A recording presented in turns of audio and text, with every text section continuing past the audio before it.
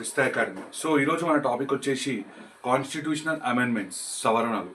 So articles ఎంత ఇంపార్టెంటో ఆర్టికల్స్కి జరపబడిన amendments అనేవి కూడా అంతే ఇంపార్టెంట్. సో మనకి 105 అమెండ్మెంట్స్ వరకు ఉన్నాయి. సో ఇందులో అన్నీ చదవడం కంటే ఇంపార్టెంట్ అమెండ్మెంట్స్ అనేవి ఖచ్చితంగా మనం గుర్తుపెట్టుకోవాలి. దానికోసమే ఈ వీడియోని నేను ఒక పార్ట్ 5 పార్ట్స్గా చేసి ఒక్కొక్క పార్ట్లో కొన్ని ఇంపార్టెంట్ అమెండ్మెంట్స్ గురించి చర్చించడం జరిగింది. చూడండి, ఇప్పుడు ఫస్ట్ అమెండ్మెంట్, రాజ్యాంగానికి చేయబడిన మొదటి అమెండ్మెంట్ ఏంటంటే సంస్కరణల గురించి జరగబడింది. తర్వాత 42 మినీ రాజ్యాంగం, 44 ఆస్తి హక్కు రద్దు, 52 పార్టీ ఫిరాయింపుల నిరోధం, 61 ఓటు హక్కు వయసు అనేది 18కి తీసుకురావడం, 73, 74 పంచాయతీరాజ్ అండ్ మున్సిపాలిటీ, 86 వచ్చేసి ఉచిత నిర్బంధ విద్య. అయితే ఇప్పుడు ఇది ఎలా గుర్తుపెట్టుకోవాలి అంటే ఒక షార్ట్ స్టోరీ ట్రిక్ మీకు చెప్తాను చూడండి. రాజేష్ అనే వ్యక్తి ఉన్నాడు. రాజేష్ ఏం చేశాడంటే తన యొక్క మినీ ఆస్తిని అన్నిటినీ అమ్మేసి ప్రజలకు సేవ చేయాలని చెప్పేసి ఒక మినిస్టర్గా ఎదిగాడు.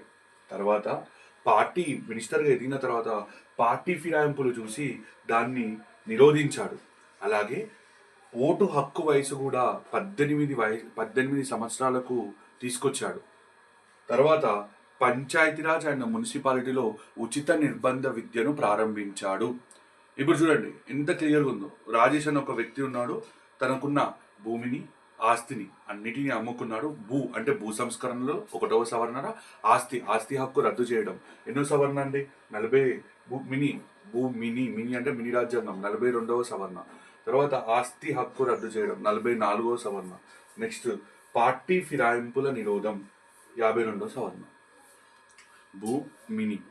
మినీ రాజ్యాంగం 42వ సవరణ, ఆస్తి 44వ సవరణ, పార్టీ ఫిరాయింపుల రద్దు నిరోధం అన్న రద్దు అన్న ఒకటి చేశాడు 52వ సవరణ.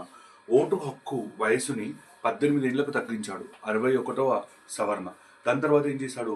73, 74 రాజ్యాంగ సవరణలు చేసి పంచాయతీరాజ్ అండ్ మున్సిపాలిటీలలో ఉచిత నిర్బంధ విద్య ఏంటి?